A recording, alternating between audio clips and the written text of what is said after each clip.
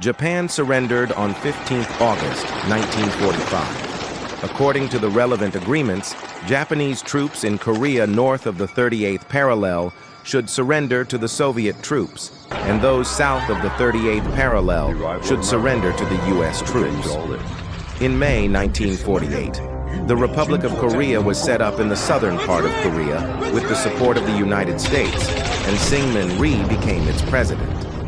In September 1948, the Democratic People's Republic of Korea was established in northern part of Korea, and Kim Il-sung became the premier of the cabinet. At this juncture, Korea was officially split into north and south, but both sides did not give up the goal of reunification. There were conflicts every now and then in areas near the 38th parallel, which eventually led to the outbreak of the Korean War on 25th June 1950.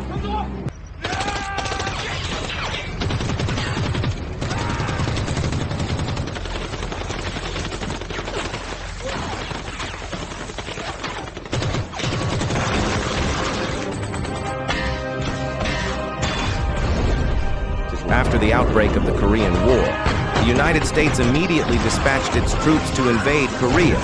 It instigated and manipulated the Security Council of the United Nations to adopt a resolution on dispatching a UN force, with U.S. troops as the mainstay in the absence of the Soviet representative, so as to expand the war in Korea.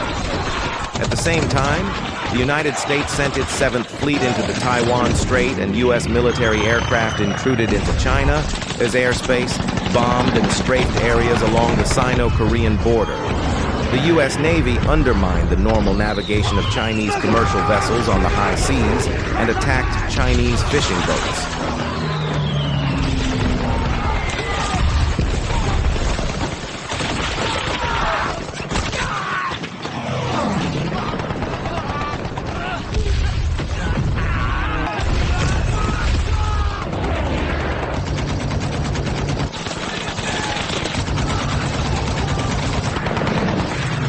The Chinese government and people resolutely opposed the U.S. armed intervention in Korea and armed aggression against China's Taiwan province.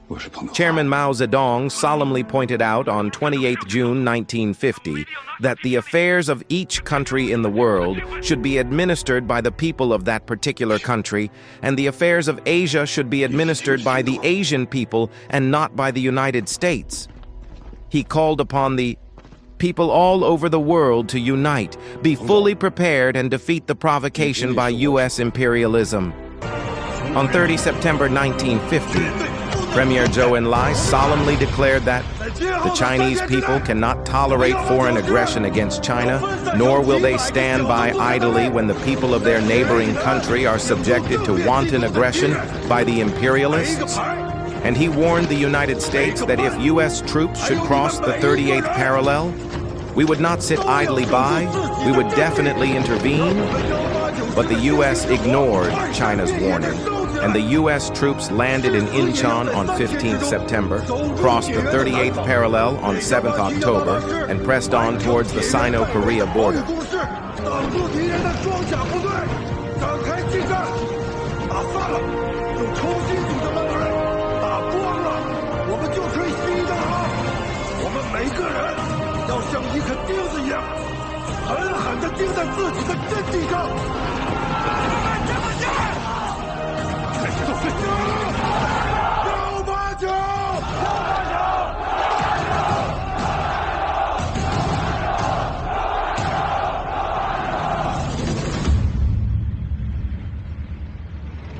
At a time when its security was under a most serious threat, and after receiving Kim Il-sung's urgent request for aid, the Chinese government made the momentous decision of sending Chinese people's volunteers to fight in Korea in order to aid Korean people and to protect New China.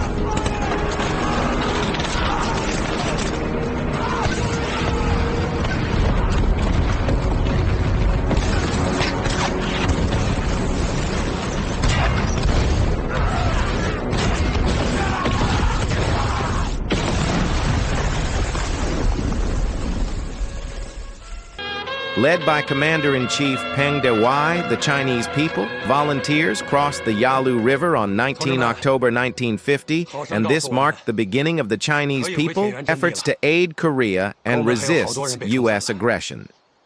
After entering Korea, the Chinese People's Volunteers worked alongside the Korean People's Army, quickly drove the U.S. troops from the Sino-Korean border back to the south of the 38th parallel. After 5 campaigns, the two opposing sides found themselves locked in a stalemate roughly along the 38th parallel. The U.S. administration saw no hope in unifying Korea by armed force and proposed talks on a ceasefire. The Korean armistice talks formally got underway on July 10, 1951. The U.S. could not come to terms with the prospect of the Korean War becoming the first war in U.S. history it failed to win.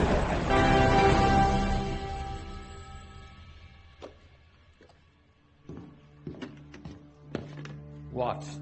General, intelligence shows that the Chinese wounded and material are no longer in Chirwan. Also, the President today has just proposed negotiating with the Chinese.